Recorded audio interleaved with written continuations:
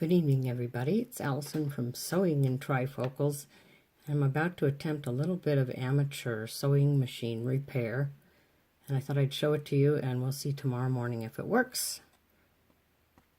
The reason I say we're going to see tomorrow morning is because I am using this product, E6000 glue, which I don't think I've tried it before.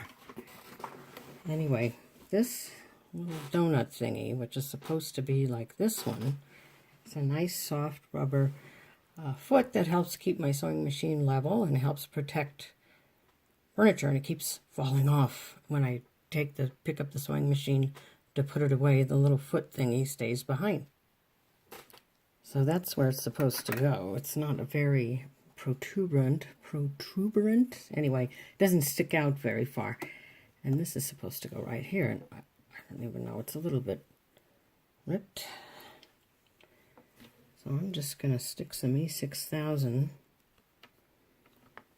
a little here.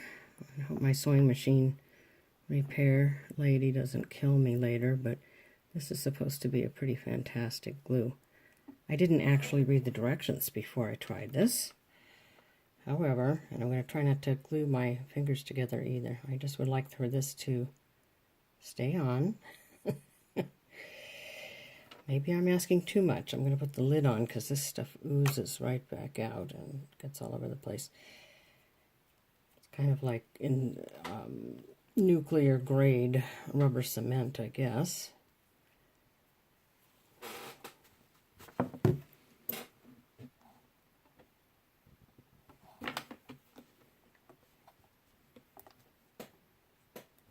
Seems to stick like right away. I'm just pressing it down with my tweezers. I suppose I could look at the back of this and see what it says. Blah, blah, blah. Directions. Test small area before use. I didn't do that. Apply directly to surfaces to be bonded or repaired. I did do that. Allow 24 hours for curing. Maximum bond strength may not be reached